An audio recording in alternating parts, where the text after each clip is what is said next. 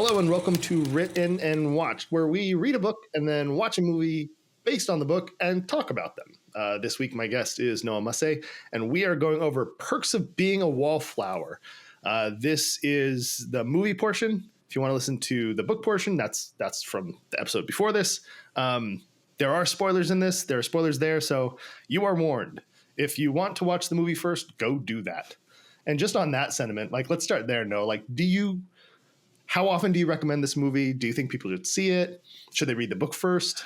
I haven't recommended it too much, and it's not that I don't think it's a good movie. I just don't really like recommending books and movies to people, especially when I have a very personal connection to them.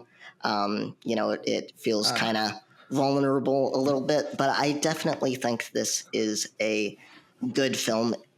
It'll be an interesting conversation to have about whether or not this was a good booked film adaptation, but it is one that I have watched just about as much as I've read the book, and I love coming back to it year after year.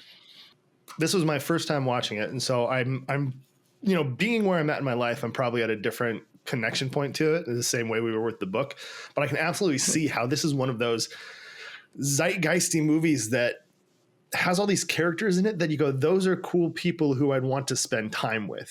There's a lot of things in the movie where I think they behave in a very adult way, which plays with the themes, but I liked watching them behave. Yeah, exactly. I think this is a great hangout movie.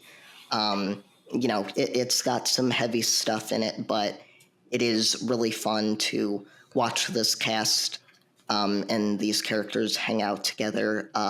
It does seem, I think there was, maybe it's always been this way, but I think definitely in the 2010s there was a trend towards these young adult adaptations where they definitely behaved in a more adult way than I think typically the audience would have behaved in their own childhood.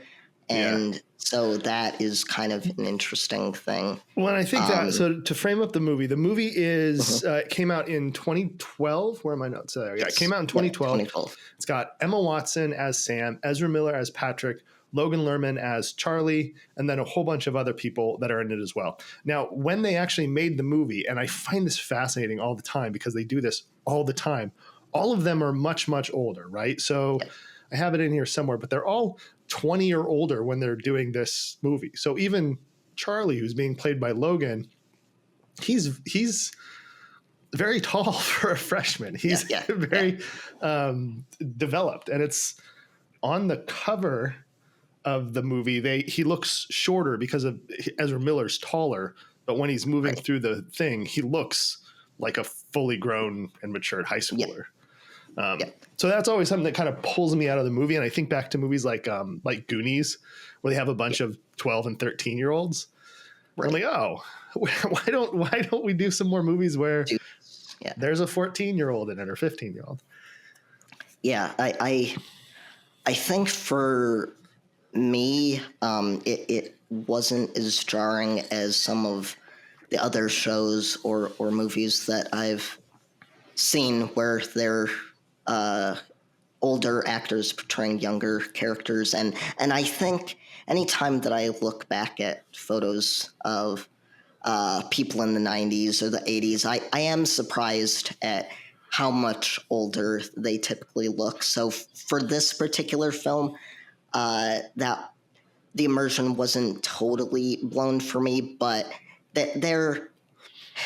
you definitely can kind of tell that that these people are all kind of the same age. Well, I don't think the immersion got blown for me at all. It's something that I notice whenever I see it, and I kind of go, huh. And I also, because the book is set in 91 and the book was written in 99 and then the movie's in 2012, watching it tonally, it felt more like a movie that was taking place in the 2010, 2012s because of the way they were dressed and their hair and their kind of makeup and presentation. Even the girl that was supposed to be goth wasn't really goth, Alice. And so in watching that and thinking about the time that it's supposed to be taking place in, I kept thinking about what high school looked like for me. Cause my first year was 92. And in that, I remember like the walls of bangs that people had. There was a lot of big baggy sweaters with all kinds of weird patterns on them. Like there's a couple of videos you can find online that are like recorded on a camcorder in school in the 90s. And man, people had a different couple of fashion choices there. It looks more 80s than anything else. Yeah. I think you either go for the hyper realistic kind of clothing and feel like in a movie like Dazed and Confused, or you go for something where it's kind of like we're trying to emulate the clothes and the feel of the 90s, but you can definitely tell like they're emulating it. They're not exactly getting it on par. Yeah, it felt like they didn't have a consultant that was super focused on the accuracy of the time. Like they were just kind of going, okay, this is kind of what the 90s was like, and kind of doing that. And I think so this comes back to what we were talking about last time too with Stephen, I hope I'm saying his name right, Chbosky. But him having written the book, it's based on his experiences and memories from him being in high school. And then I found out that he wrote and directed the adaptation. So him being so deeply involved with all of those, there's something there that a lot of this is washing through his process. And so when he's putting things together in the book, he's not going, okay, how do I adapt this to the 90s? He's focused on telling the story and communicating it. And I think in both the book and the movie, he does a really good job of kind of telling his story. And I think that's super effective that comes through. Yeah, absolutely. And I do wonder, I wonder if part of the reason that he's not super focused on accuracy of like the time and place is because he wants it to feel like a more timeless movie, because this is a book where the themes are very much timeless. I think in a book you can kind of throw more things in there and get the reader more accustomed to a book taking place in that time. And I wonder if he wanted people to be kind of more comfortable doing something that, again, kind of emulates the 90s, but still has a feel like you're watching a movie from the 2010s. Yeah, it very much has obvious missing cultural pieces. And the two that I can think of are the CD and the cell phone. Like both of those being so entirely absent from anywhere in the book and anywhere in the movie is something that, because like 91 was the year that CDs equaled, I think, half of all record, cassette, everything sales. And that was something I remember in my first car going and getting a CD player to put into it, like swapping out the head unit and going over to have a whole bunch of CDs and stuff while my dad still had like the pack of tapes in his car. And I think those two being absent from it is really kind of notable, because the way that they talk about music and how it sounds better on vinyl, and how somebody has a really good like stereo system, but it just has a tape deck. Like all those feel very much like Steven's childhood and not necessarily the childhood of the cast and the book characters. Yeah, I definitely agree. So that this brings up an interesting point, because one of the things that was like a huge, a thing that was talked a lot about when the movie came out was the use of David Bowie's Heroes in the film. I thought the same thing.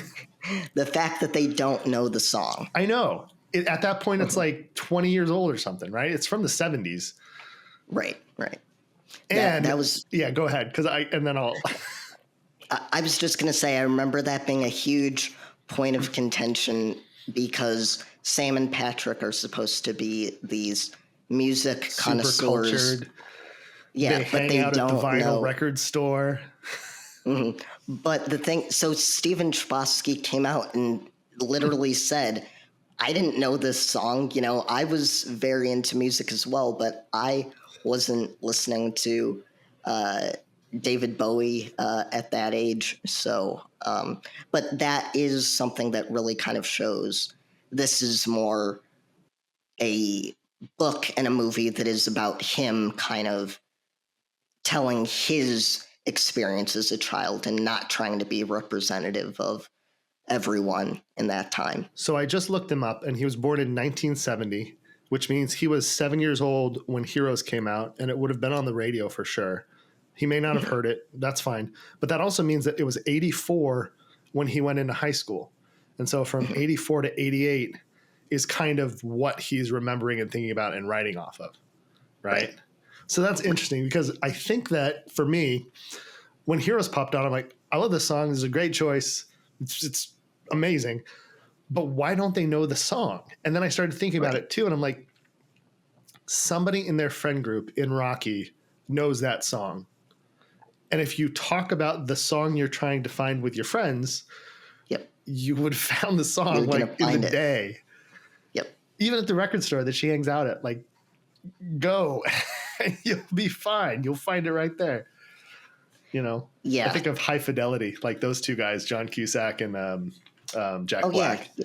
They know it. Oh, sure they do. It's in their lists. And that was fun too, by the way. At the very end, Joan Cusack was a surprise. I did not know she was in this movie.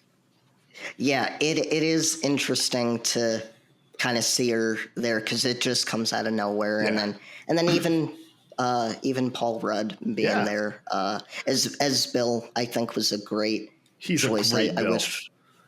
He's fantastic. Perfect because it takes away the creepiness that I felt in the book. Yeah, it does. You can never be afraid of Paul Rudd. No, you cannot. I do. One of the things that I was thinking about originally was whether or not because we don't get too much of him in the movie. We get enough to get a sense of their relationship and the impact that he has on Charlie. Yeah. But I did kind of wonder if they wanted to kind of scale the character back a little bit so that you're not getting this unsettling feeling throughout the film. But then again, you know, it's Paul Rudd, so I think he could make it work regardless. Yeah, I liked him in it. And when we were talking about the actors, I think it's interesting too that you've got Emma Watson, who was Hermione in Harry Potter. You've got Logan Lerner, who did the Percy Jackson series. Then you've got Ezra, who did The Flash. And so you've got three people that had immensely successful franchises tied in before or after this film. Like it's a heck of a stack of people that are in these three primary roles. Yeah, so I don't know when The Flash first came out. I think that was like late 2010s. So, but at this point, I think Ezra Miller was most known for We Need to Talk About Kevin, which it's a great film with him and Tilda Swinton. Do you know that one's based on a book? Yeah. Yep. Have you read the book? I have seen the movie, and I would read the book, but man, that is a really tough film to sit through. He was fantastic in that too. I thought he was really good in this. It's an incredible film. It's just, it's a hard one to sit through. It is a hard one to sit through. On this one though, I do think that Ezra was perfect casting for Patrick. Like it's his characterization in this matches up with what I was thinking in the book and kind of the attitude and style. And he did things I didn't think of, but make total sense. Like he's a really good casting in this. I think Sam is good casting. You know, you can see Emma still kind of learning and stretching her stuff. and developing. It's good casting, but there's others that you could do too. I do think that Logan, while being good casting, is kind of a challenging casting because he's so old and composed in this. Like, I think they almost needed somebody that was at least shorter, so physically vulnerable on screen, right, and not as composed. I really don't see as much of a Charlie arc in this. Charlie doesn't really have an arc. He has a problem, and that's sitting underneath him. But he didn't have as much of a coming in at the opening and crying a lot and being kind of alone and isolated. He rolls in and he makes the move to make friends. He's planning on having a great high school career, and it feels like he starts to achieve that. Yeah, because I do feel like watching him. Also, there's more of the. I feel like he has a little more self-awareness as well. Yeah. Like there's that opening scene where Bill says to him, if you make one friend on your first day of school, then you're doing okay.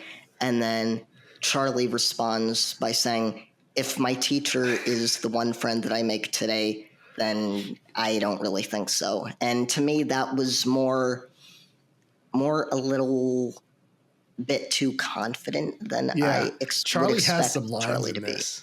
be. Yeah. He definitely has a couple of lines where he says it and you're like, you're a well-adjusted kid. Right. Like, you're putting this stuff together the right way. Like, I don't know what's I do know what's missing, but it's a much different read than the textual Charlie who goes from writing kind of poorly to writing well and seeing that arc. Like, there wasn't a manifestation of that in the film and the representation of Charlie on screen. Yeah. And I feel like we don't see him.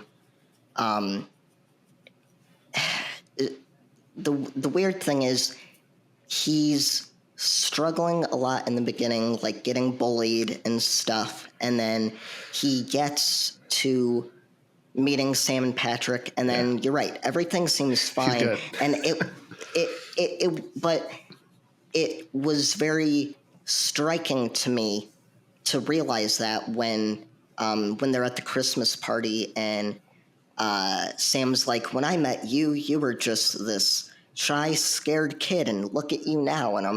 And I was thinking, what's changed? Yeah. What's changed here? Yeah, that arc is really interesting. Let's talk about the bullying for a minute, because this is the most 1980s TV movie bullying I've ever seen. Like, the bullying is just so, oh, you're a nerd. I'm going to knock your papers and throw things. Oh, did you fall down? Have a nice trip. See you next fall. Like, it's so infantile. Yeah. So what is that? Right, and there's some language there. I always found it funny that you have this honors student that is like calling him a teacher's pet and making fun of his trapper keeper, and I'm like, you're both honors students. You're both smart kids. English class, and you're making fun of him for being well dressed. Like, what? It felt very odd. It did. There were a few lines throughout the entire movie, even with Craig, where it was like we're making caricatures of people that you would have met in the 90s. Like the whole I don't write poetry. Poetry writes me. Oh God, I hated that line. I wanted to throw him out of the party. Right? I know that those people existed, but those are like the typical characters you would throw in there if you were trying to show like, oh, this is a pretentious douchebag. Yeah, I think the caricature is a good call, because I do remember we definitely had like cliques and groups and stuff in high school, but they wouldn't really like get into that much conflict. Even the football players and stuff weren't like, let's go pick on freshmen today. It's very strange. That could be to Steven's experience, but it was not mine. So that was just kind of odd and off. Yeah. I even thought with Sam and Patrick in the beginning that, if you're a first time watcher, having not read the book, that that first interaction they have where they go to the diner after the football game, and then afterwards you find out that Charlie paid, I felt like that was trying to throw in, maybe they're taking advantage of him. Maybe they're just like all these other students, upperclassmen that Charlie has come into contact with. Yeah, I can see that. I hadn't thought about that. I thought it was just a weird way to kind of have him trying to ingratiate himself, but at the same time they drove. So they're like trading favors. Yeah, it is a weird. There were a bunch of those weird things in the movie, like you said, the weird poetry line, that kind of thing. They Ponytail Derek, her weird line about "I love bulimia." At the I still don't get that joke. I've never understood. I've never understood that. I'm not bulimic. I'm bulimist. Yeah, I don't know what that is. That feels like either a try-hard joke or something Steven thought was really clever. It's very strange. Yeah. I think it was just a try-hard joke trying to show, these are Sam is edgy. Even more smarter, edgy people. Well, when they did that, I'm like, are they going to give her an eating disorder in this? And then they just abandoned that whole thing. Like, it's not even a problem she has. She never has any issues. Her teeth don't look like she's got bulimia. Like, she doesn't. Right. There's no structure. There's no payoff. It's just a weird throwaway line. And it was very strange. I just didn't know what that was. Right. The other one that was in that same, or it's a little bit before that when they're hanging out. He's talking about Bob hitting on the waitress. Patrick is talking about Bob hitting on the waitress when they go over to his house and is like, you're never going to toss that salad, which is a strange expression to throw out about a guy trying to score. But I guess it kind of fits Patrick's space. I don't know. Do you have any thoughts on that? It was one of those strange lines. It was a strange line. That one seemed more of the time, commenting about, bagging the waitress or, getting laid. So yeah, that was too long. It was strange. It ties into some of the other stuff in there. The Derek character was a total wanker. Like, I was surprised at how almost infantile he was. They even call him Ponytail Derek. Candace calls him Ponytail Derek. I'm like, what is this? Right. Yeah, I was worried that hit wouldn't land. Like, I thought he's not going to abuse her. He's a child. But I was surprised at that scene how it not only landed, but it landed, like it carried in that scene. Yeah, I think I think in the movie they do an okay job of showing how, Candace and Ponytail Derek are kind of more technically liberal-minded, kind of more hippie-ish. They care about the environment and stuff, but that it doesn't seem like Ponytail Derek is very he has very shaky ideals. He's not. The whole plastic fork, and he's on the Earth Club thing. They make him so dumb. Right. He's not willing to really, do that extra step. So when they're having that argument, because the argument in the book is a similar thing about you're such a pushover, you're such this, that it did kind of, I could totally buy he's the type of person that would act out and do something like that because he's very insecure and doesn't have strong ideals, but he also doesn't want people to kind of poke at those insecurities. Right. So he doesn't respond well to the challenge of his identity. Right. Which is what I read that as. The other thing that I caught when I was watching this character-wise that I don't know if I noticed overtly in the book was how much both Candace and Sam are on different paths that Helen went through. And by that, I mean that they're in the very early stages where if they don't stop dating jerks for Sam, it's Craig's cheating on her. And for Candace, he's A, ponytail Derek, and D, he's abusive. But if they stay on that path, so I think that do you think that is text or subtext, or I'm just reading into it? Did you have no?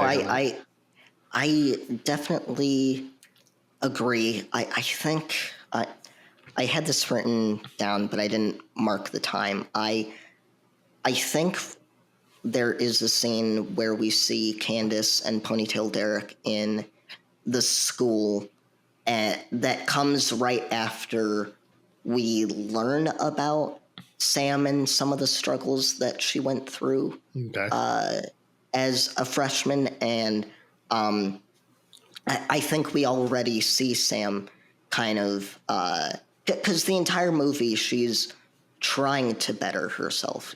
She's trying to not drink as much and respect herself more and do better in school. And with Candace, I wish we had gotten a little bit more from her. Yeah. She's written way down. They take out a ton of her stuff in the movie.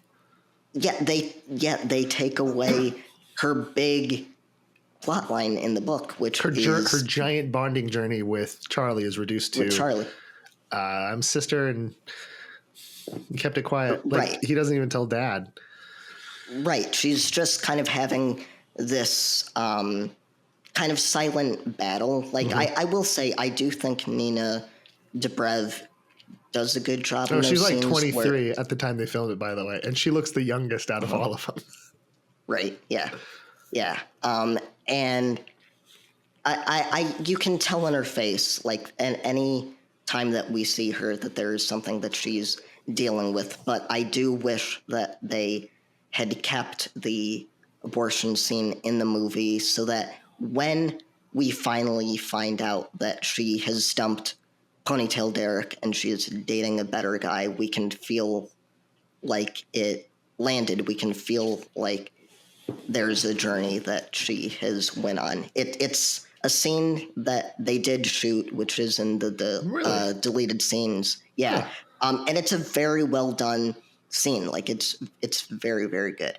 I just wish that they had kept it in so we could, see that arc. Yeah, because her response at the end and him calling her when he's having, at the end is fantastically done. But that one scene, her amount of care and knowledge and what she does right away is all like spot on.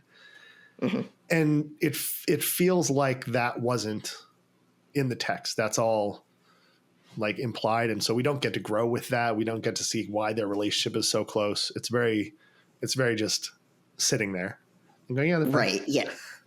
Right. It feels like some of the stuff in the movie is like, like you just have to accept, oh, of course she would spring to action because this is her brother, but still they haven't done anything to kind of show just how strong that connection is. And I wonder too, we'll get to the end and we'll talk about that. I'm jumping ahead, so let's not do that. We'll stay where we're at. I thought the first dance that they're at, they have the moment where it's at like 1714, but he's standing against the wall and we have kind of the Wallflower image. And then you have Sam and Patrick who, when Dexy's Midnight Runners comes on, look at each other and yell, living room routine, and go do this thing that they've choreographed as brother and sister. And I was watching that and thinking about it. Were they step brother and sister in the book? Yes. Okay. Yeah. I missed that. It must have been like very early in the thing, but then they do have a line about 3-week older brother and stuff, but they're a fantastic pairing of energy. Like, they do really well at being the theoretically polar opposite to Charlie. If Charlie was written weaker and they kept pulling more and more out of him, they're the perfect people to do that. But his like de-wallflowering happens pretty quick. Yeah. And like you said, it's all just kind of in that one line of Bill telling him he should participate more, that he's just like, "You're right, I should," and then he just does. I wanted to ask whether or not, so there's this concept in movies of the manic pixie dream girl, Yeah. you know, the kind of free spirit female that helps the shy, awkward guy kind of through life. I think the most famous one is probably Garden State. Yep. That's the one where that phrase first started to be thrown around, but that's a very for Sam. Yeah. I was wondering if at any point it felt like Sam, and even by extension Patrick, were kind of heading toward that path, because especially with the tunnel scene and the first time we hear heroes, that feels like a thing. Like you have to be very careful when you're shooting that so that it doesn't seem like that's what's going on here. And I don't know if it particularly landed. I think you could make a case that both Patrick and Sam are both manic pixie dream girls. I think there's a perfect place to kind of do that. And then if you could almost rewrite this whole thing and have the primary character be Brad, like that would be a movie of the week about Brad and his journey. And then Patrick is his manic pixie dream girl. Right? Yeah. Like there's a different film. Right. I mean, you're already halfway there because, you know, you got this hunky guy that is fairly confident and he just needs that extra push. Yeah, and it turns out it's a manic pixie dream Ezra Miller. Right. That would be I would think that would make a great movie. That would be hilarious. To take that trope and kind of push it into the gay romance subgenre. I totally see that. I was pleased that they had Rocky Horror Picture in this. Oh, did you have another thing on the manic pixie? No. I other than the story arcs for all the characters, I do kind of wonder if they could have been stronger with Sam. You know, the reason that I feel she could lend more towards being a manic pixie dream girl is because we get her sad backstory, and then it doesn't really feel like she has anything other than getting into NYU. I think she's going to Penn. Mary Elizabeth goes to NYU. Penn, right? Because that's so she gets waitlisted. Oh, Mary Elizabeth goes to Harvard in this, right? Somebody goes to Harvard. Mary Elizabeth goes to Harvard in this, which is different than the NYU. She seems a better fit for NYU. She also has this throwaway line about when they're in the house and she lights the fire with the remote control, which is that's ridiculous. She lights the fire with the remote control, and then she says, one day after I'm done being a lobbyist, I want to get a house like this. And it doesn't, maybe she means lobbying for like environmental concerns and being in the civil rights lobby or something. But lobbyist is such a loaded pejorative term in political arenas that it's a strange line to throw in and kind of color her as, and that's coloring her as she wants to go and do politics. She's a Buddhist, in some ways she's a manic pixie dream girl too. But I thought that was odd. The whole lobbyist line, like you're right. All these arcs are just kind of, they feel facile. They feel kind of unstructured. Like they're there and they're going, oh, here's the pieces of it, but they don't really show it to us. They just kind of arc it. Yeah. And I with Mary Elizabeth, especially, by the way, the fourth evil X, May. I forget Mae Whitman. Mae Whitman, from Scott Pilgrim. Scott Pilgrim versus the World, the fourth evil X. Yeah. At that time, I knew her from Parenthood. The TV series. But I have heard Scott Pilgrim is very good. She is a character that is also like very I don't want to say high and mighty, but that's the only thing that I can really call right. her. I think that's fair. Yeah. So it is very much, but it is very much kind of odd that, yeah, she would be interested in being a lobbyist and even politics at that level, wanting to be in politics at that level is kind of interesting. Yeah, I feel like she'd probably want to be like a community organizer or work in a local progressive movement with her Zine and like that kind of space. It feels like that would be more of her kind of path than going, I'm going to be a lobbyist, is to go, I'm going to go help the people get stuff done. Right. So, right. Yeah. Yeah. I felt like there could have been more just telling us like, okay, great. That's what she wants to do. What is it that she actually believes? What is it that Alice believes? What is it that, why do these people feel like they're misfits? How do they see the world? I feel like we don't get too much. They did it with sloppy labels. They're like, she's a Buddhist. Done. Like what? She's a vegan, so she doesn't eat butter. So she's a vegan Buddhist who shaves one side of her head. Like it is back to your caricature statement, right? Yeah, because then even why is Charlie drawn to these people? Yeah. And again, it doesn't feel like he's learning anything from them.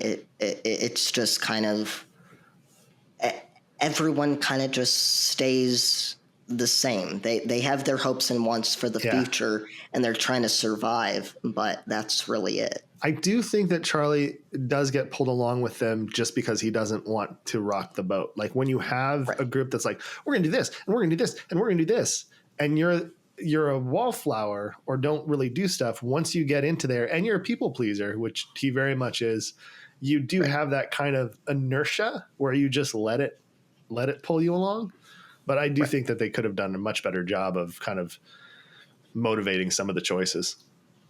Yeah. I mean, I still do like this scene at the end of the movie where Sam is telling him that he can't put other people in front of himself and think that counts as love. I do think that is at least addressing some of the passivity there.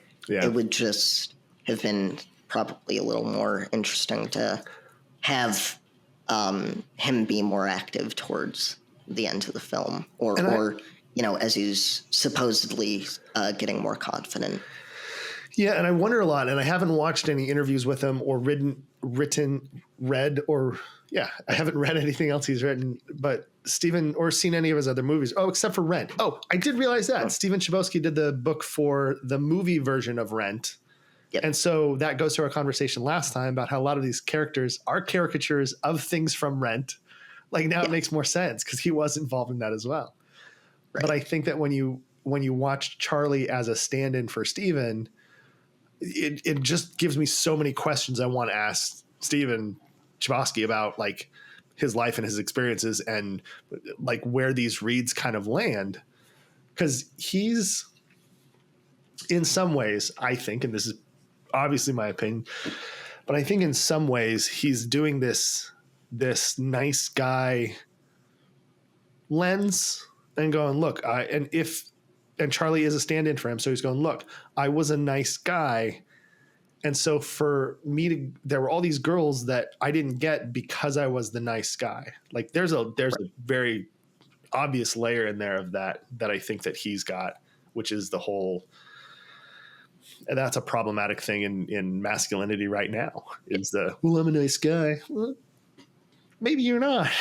I don't know, Steven, so I'm not saying, but there's very much that odyssey of the nice guy in this. Where it's just a different sense of entitlement. Everybody. He's supposed to be this like Wallflower, and he's got Mary Elizabeth, he's got Patrick, and he's got Sam. Right. He's just he's just eye candy that everyone wants to smooch. Yeah, Yeah. Yeah. Oh, poor Logan. Right.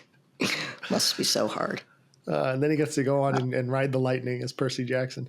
The Rocky in this was interesting to me for a couple of things. One, they did a pretty good job of showing like what a Rocky show looks like and the audience participation. Obviously, they didn't yell some of the things that are yelled in a Rocky show because it would change the rating pretty quick. Yeah. The Crazed Imaginations that I used to go see and hang out with down in San Diego, they rotated cast all the time. So they traded off parts. There was a couple who were more likely to be certain parts, but they all traded and swapped around. There were 3 or 4 people, and then there was people that just hang out in the audience and then just do a show for charity or something. But they swapped them all out. So at the end, when they're talking about Charlie being like, "Hey, that was fun. Maybe I could, be an understudy." If he wants to be in, most of the cast that I know that do Rocky just rotate everybody in. They go, "You want to do it? Cool. Learn the lines and show up." Right. Like they're very open. I also think that they are teenagers that are doing Rocky. Yeah. I don't remember cast members being That 15, young. 16, 17. They were all adults. There were definitely high schoolers in the audience because I was in the audience. Right. But the people that were on stage, I don't remember any of them being under 18 because it is a very touching show. Very risque. It's very risque. That's another thing. I did read an interview with Stephen Chbosky where he talked about going as a kid, but I think he said he was at least maybe 18 or 19. So maybe he started going just like at the end of his high school career. But even then, you're right. It's not quite a show for kids. But that's another thing where he's more so writing to his experience. And I will say that was one of the most attractive Rocky horror lineups I've ever seen. No bag on anybody or anything. I'm just saying that they were all movie stars in movie star shape with movie star makeup. And it's just like, okay, you guys look better than the cast from the movie. This is crazy. Right. So I thought that was interesting.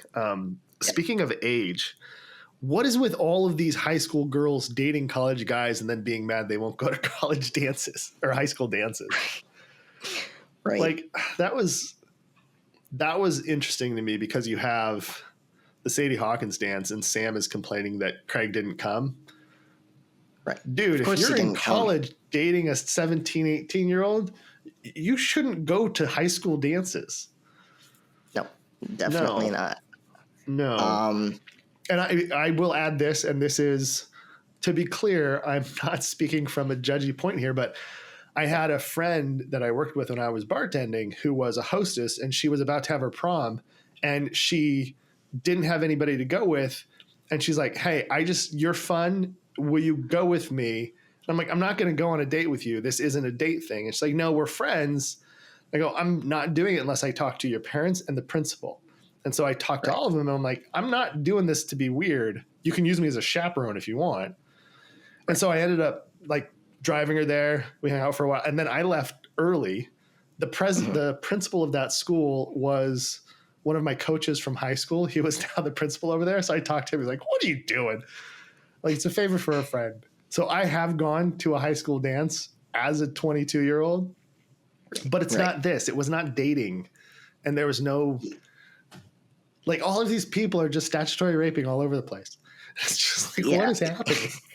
Yeah, I did go to homecoming with a friend of mine who was in college. She was a year or two older than me, because a group of us that had known each other for years was going. But even then, like, I had to get a permission slip signed. Like, there was a whole process that I had to go through. And there was a paper. I'm sure she would have not preferred to have been in a sweaty gym with a bunch of hormonal teenagers. Yeah, and that struck me in the movie where it didn't really in the book, which I think is interesting that I missed. I kind of missed it, I guess. But that was the age things in this are all over the place. And then, Yeah, and so odd. It's also weird because then you have these actors that are already in their 20s playing high school students, and then it's like, oh, here's my college boyfriend who looks like he's, He looks like everybody else on the set. Right. He doesn't look so maybe that's why that line in there about I don't write poetry, poetry writes me is a line they throw in to make him sound older, but he just looks as ridiculous as anybody else. Yeah, as they go through too, and you have all these people that look like adults playing kids. It's like a dress-up thing. I did notice too that the way that they dealt with the drugs, and this is very different. Like Charlie doesn't have his descent into just smoking tons of pot. He does have his. Oh, I thought the transition between taking communion and taking a tab was good. Yeah, I love that. I liked some of the transitions there, especially as the drugs were related. That first time that he takes marijuana, I just love how it goes up to the light and then he comes down and he's just blazed. It's there's some clever shots in here for sure. When he's on LSD and he's just sitting there, it's a very good representation of what I think they want you to kind of perceive as how he sits and watches the world.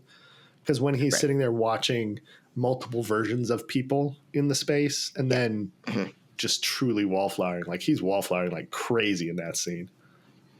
Yeah, right. And I think, if I'm not mistaken, that's one of the first times that we get flashbacks with Aunt Helen. I think there's I think you're right. So I did like how they did that, where they used the drugs very sparingly. You have one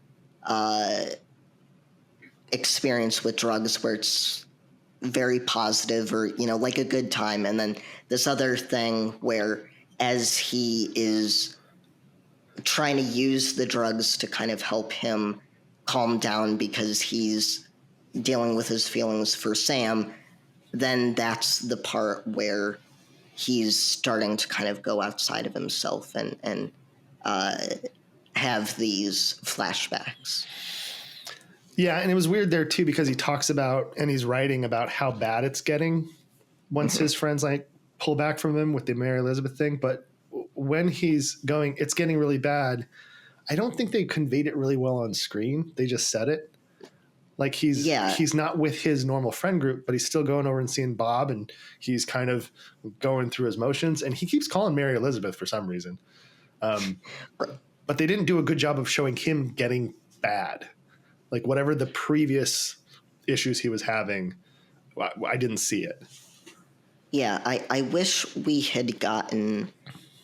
I wish we'd gotten more scenes of him alone. Because I don't think this the movie does a great job of getting us really inside of Charlie's head, and the way that he's observing the world. Like even that scene in the book where he's at the mall and he's watching people, and then he sees the kid that gets lost from his mother and then returned. He continues to follow them and kind of make sure everything's okay, which would probably be a little bit creepy to show in the movie, but I do wish we got more of that. I feel like in the book, the letters really help us to get inside his head. Like, of course they do, because that's the main way that we're getting this information. But I feel like without that kind of narrative, or without that narrative really being a prominent thing in the movie, that there's something that we kind of lose there in really getting to see what's going on in Charlie's head. Yeah, and I think that version, that way of doing it that they do in the book, is very good at kind of setting up the Charlie narrative. And so you can question how reliable he is as a narrator or how he perceives things, but you can't question that this is how he sees the world. This is what he has seen in the world. And then once you go into the movie version, it's a lot harder to do that because we're actually, unless we believe that the movie has been manipulated in some way, which it truly has, because it's still Stephen Chbosky doing it. Right. But all of a sudden we're omniscient. Yeah. And so we're not missing things. And so if Charlie was, we don't see. We don't know. Yeah. Yeah. And that's one of the things that that I wanted to talk about is because the big thing with book to movie adaptations, especially when there is an interesting narrative device like this, whether it be letters or like an internal monologue, is that it's very hard to adapt that and give you the same feel. And I feel like this is something that they struggle with here. I do like that they don't make the letters, like they pull back and they don't make them too prominent. I do think that's an okay choice, but I do kind of wonder how much exactly is lost here and what might have been a better way to do this. Because I feel like it's just like, it doesn't feel like there's a use for this person that he is writing to. Yeah, the framing of it, because as the audience, like, we are, like you said, observing everything. So I don't know. They did actually have a couple of times where they don't show it and then talk about it. The fight is the first one. And then there's another one later on towards the end. But the fight is a really good example of that, because all of a sudden you don't know how vicious or how brutal or what happened in the fight. You just see the aftermath. You see people standing around being shocked. You see all the guys on the floor. You see his hand all bruised up. And that's an effective way to take that piece out and then talk about it. Right. But they don't talk about it. So you don't get multiple people's perception of it. You just get Sam saying, you saved my brother. We're friends. Let's move on. Yeah, exactly. And I think that the benefit that we get from the letters in the book is that it really gives you the sense that even though Charlie is opening up to people, even though he's having these experiences, there's still a lot of things going on in his head. There's a lot of noise that he's just trying to get out, and he's not really open to sharing those things with people that he is so close to in his life.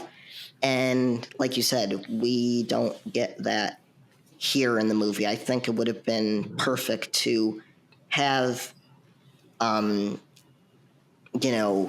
a little bit of time go by in the movie without getting the letters, and then have something that kind of shows us, even though things are okay, seemingly okay, like this is what he's still dealing with.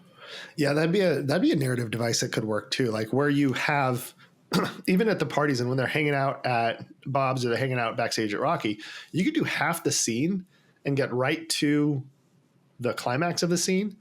And then Charlie could describe the fallout the next day of what happened. And then you're not seeing the rest of it. So all of a sudden you do have that filter. That's a way you could do it. It'd be interesting to see how that worked though. I don't know if it's viable, but it is an interesting take. Right. Yeah, because you don't want the narrative structure to be interrupting the movie too much. Yeah, because then you're just being trite. You're just being like, look how fun it is.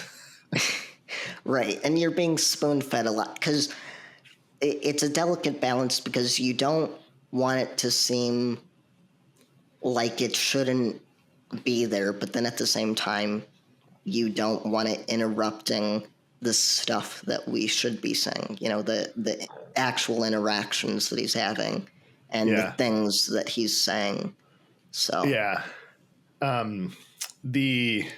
the pivot right after that, after the fight with the Patrick bit, I don't know if they needed to have it in the movie. I don't know how much that adds with Patrick kind of going through it in his process. I get why they had it in there because it's a very, in the book, it's a very pivotal piece of Patrick's journey. But in the movie, he didn't feel like he was falling apart. He didn't feel like he was super drunk. And as soon as he kisses him the first time, he's apologizing. Like he has this more adult realization of his issues and how he's abusing Charlie now. And that was interesting to do it that way. It wasn't my favorite. I don't think it really resonated with him or helped arc Charlie at all. It was kind of, it's fine, but it's not great. I feel like maybe they needed that piece in there to have the thing at the end where Sam's telling him that he needs to be more present in his life and actually speak up and not let people take advantage of him. I think it's an okay scene to have in there because I like that we I like that we get told the story through the letter, and then later on we get this more visceral description of how Patrick felt about everything. But yeah, I do agree with you. We didn't necessarily need it. Yeah. And I do think that then once they get to the point where she and Sam are talking, she's broken up with Craig, and she's about to go off to school, I think that they did the scene with the make out prior to Charlie's kind of thing. There was no break for Charlie there. It was a very strange way to present it and have him just be like concerned, but not having because in the text he goes almost catatonic. He's like shutting down. Right. And he kisses her the next morning and she's off to college. Like that whole thing felt like it works, but it's not as it didn't feel like it made a ton of sense as it was going along. Did you think it worked? I think it did work, and I do like the cutting in between of what Sam's doing and then the Aunt Helen stuff. But it is kind of another example of the movie just not wanting to go all in on showing us on Charlie's fracture, right? Right. Like they're pulling back from him just enough because he's so damn competent in the film. Like even why didn't he make his own clock? Like why did Dad make his clock? What was that? And why don't you make the clock in shop class? Why are they all doing take-home shop class projects and then reading the safety manual while they're in class? I don't understand what that was. How many of those kids have stuff at home that's a shop? Right. That is a good point. I will say I did have many projects as a kid that I would get my dad's help with. And so I could relate to that, but I took one shop class, and I think the only take home project I did was having to make like a blueprint of our house so there was nothing where I was cutting wood or using any. Well, that's just hammers. A weird one because if you're teaching shop, you do the stuff in shop class. Right, in class. Yeah. Like why? I was watching. I'm like, why? One, why are they making it at home? And two, why is Dad doing it for him? And I was trying to figure out if they were trying to say something with that about how much he relies on his family for support, but I couldn't read anything into it. I think that was probably, like, oh, he's the nerdy kid that doesn't know how to use tools, and so he needs his manly father's assistance. That's really all I got out of it. Gotcha. Okay, so we're at the point right after the trauma. I think that when he's walking home is one of the best shots of the film. When just for a second there's three of them on the street. I think that's far and away one of the best shots in the film. I think it does a fantastic job of identifying how he is fractured, and it leads directly into his breakdown, and it makes perfect sense. Just absolutely. Full props to Steven. Yeah, absolutely. I will say that last shot with him and Sam as she's driving away, like, obviously she's sad to leave him, but I also feel like in that scene we're still getting kind of like he not so much is catatonic, but that he's kind of starting to dissociate. He's kind of outside of himself, and she kind of realizes that. So then as I think that builds brilliantly into that final scene where, as you said, he is walking down the street, and that entire sequence where even he's at home and he's talking to Candace on the phone, just the way that is shot, where the scene is kind of fractured as well, is really interesting. That is one of the two of the best line deliveries in this movie. The first one for him, I think, is touch my friends again and I'll blind you. Yeah.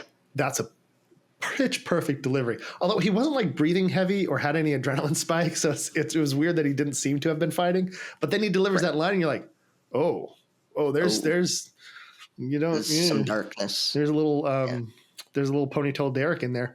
And then the other one is in this final like sequence when she picks up the phone and he says, "I killed Aunt Helen, didn't I?" God, my heart dropped out. And that wasn't in the book. That's a line in this.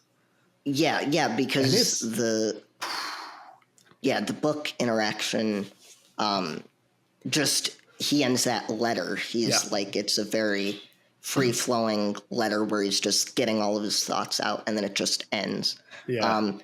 I also like that last line where he's like, I think I wanted her to die. Yeah. Yeah, man.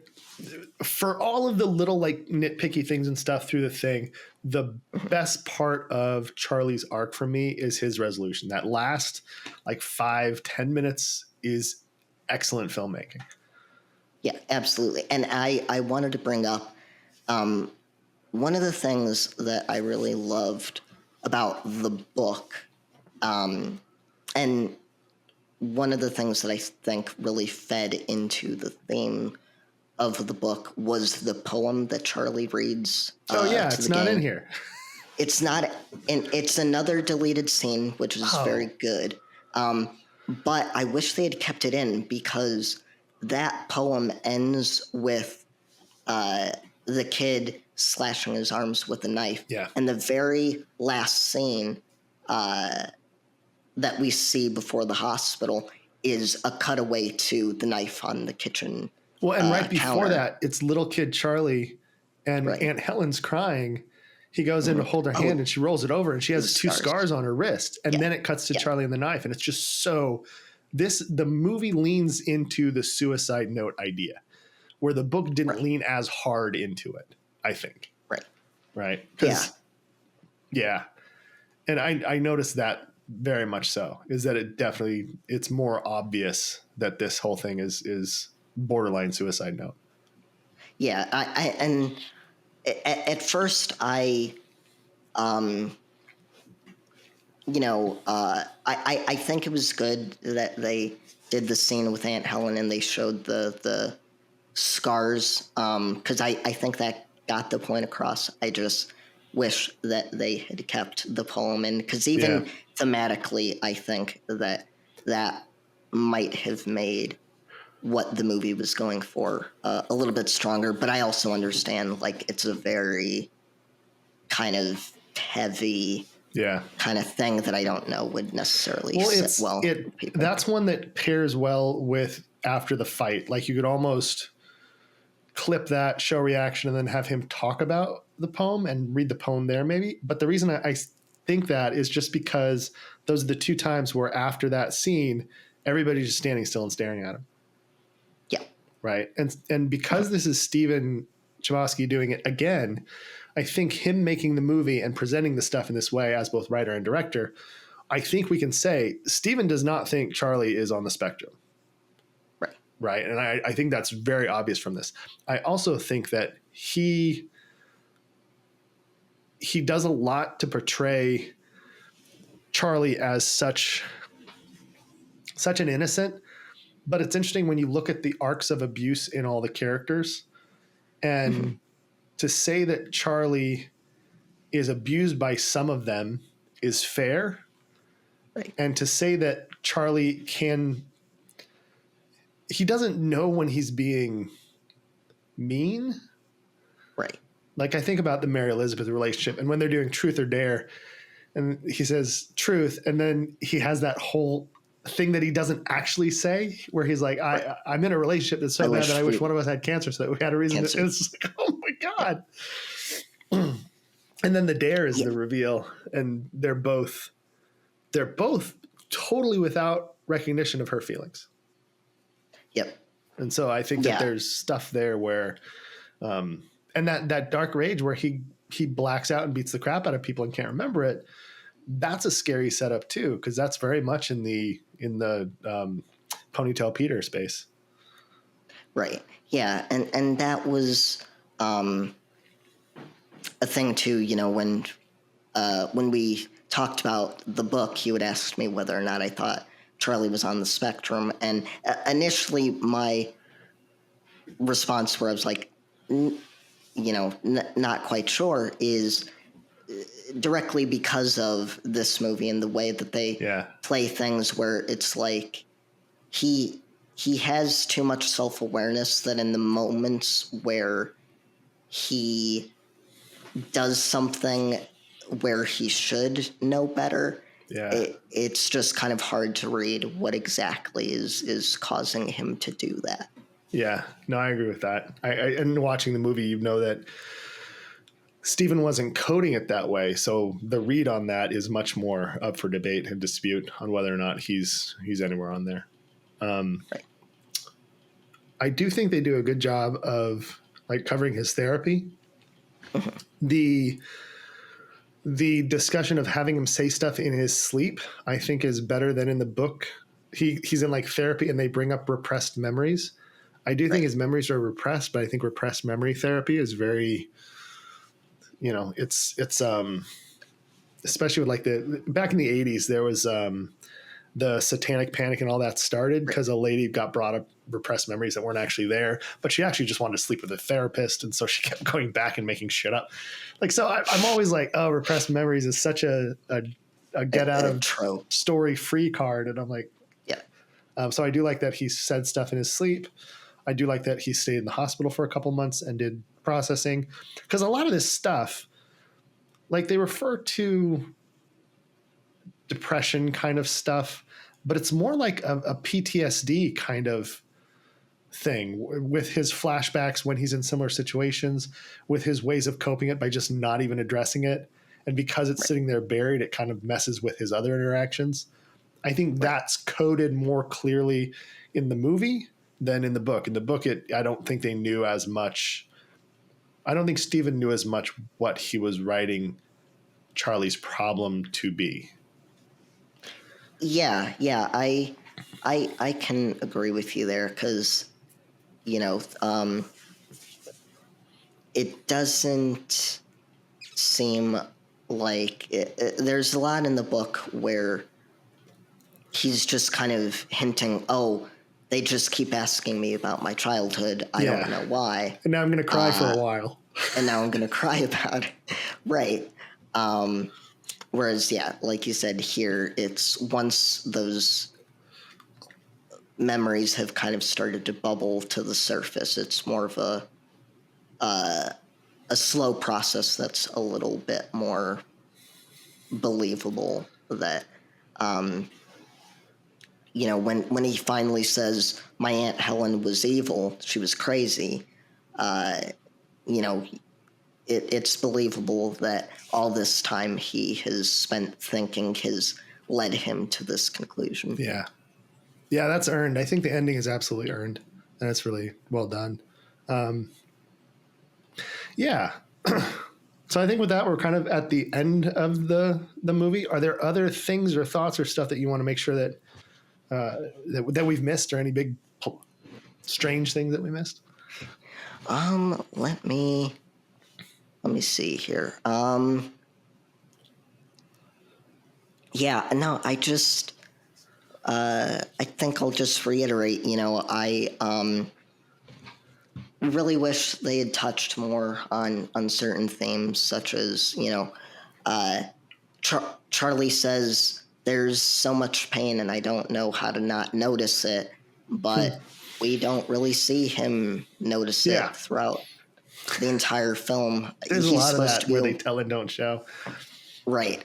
Or, with Patrick, why can't you save anybody? I will say I do kind of feel, talking through it, that Patrick probably has one of the strongest arcs in the movie for me. It's something I think the contrast between him and Brad is really good. But yeah, I just wish. I was surprised at one point Brad was hanging out backstage at Rocky Horror. That's something that has always interested me too, is he's supposed to be this closeted football player, but he hangs out with like the most prominent gay person in their high school and is going to this very sexualized, but also very like, well, it's queer coded. The whole Rocky Horror is massively, it's queer, it's trans, it's about making people like, it's not a subtle film. No, not at all. But none of his football teammates say anything about it. It's just kind of there. And then I thought it was so weird that the lunchroom scene starts with one of the football guys just tripping Patrick. You're supposed to be friends with this guy. Like, what has happened all of a sudden? So. But other than that, I think this is a good film. I just, like I said, there could have been more filled out here to really kind of drive home the themes of the book. Yeah, I think it's a worthwhile adaptation. I think it does a decent job of putting a bunch of these things on screen that are kind of hard to put on screen. And it does pay off. Like the emotional investment and the journey through with Charlie is absolutely worth it, I think. Yeah. Oh, one more thing I definitely wanted to bring up is thinking about the ending. I love the ending of the book. I love when he says, even when things aren't going okay, I know they will soon enough, and I hope the same for you.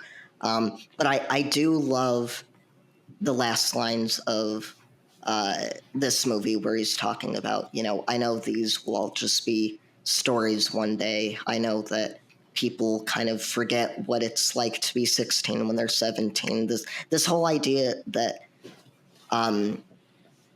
that there is distance between the things that happen to us and how we feel about them as we get older. And so it's very easy to minimize those things, especially if you're a parent of a teenager. It can be very easy to do that. So I like having that kind of stated in the movie that no, just because this is a story about a kid and he's going to grow up and he's going to be fine, that doesn't mean that the things that he's going through aren't real or they don't matter. Right. And I think that's a very poignant thing to end the film on. Yeah, agreed. And then we play everybody off with heroes, which we don't have the rights to, so we're not going to on this podcast. Right.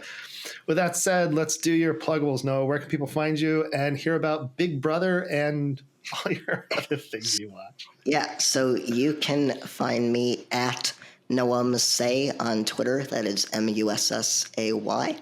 I talk about Big Brother and Survivor on there. Big Brother is going to be over in a couple of weeks. Survivor just started, so I will be talking about that for a couple of months. If you like Doctor Who, then I hopefully will sometime in the near future start talking about classic Doctor Who on my YouTube channel, The Entertainment Zone. So I have a pinned tweet there where you can find that channel. Cool. And we will put those links into the show notes or the YouTube description below. So you can just click on over and go see and follow Noah and see all the things he's doing and hear his opinions on Doctor Who, just like on this stuff, if you want to. And you do. So go follow him. You don't need to follow me. You've already found me. This has been Written and Watched. I'm Justin Lieberknecht. That's Noah Mussay. Thank you so much for listening. Bye.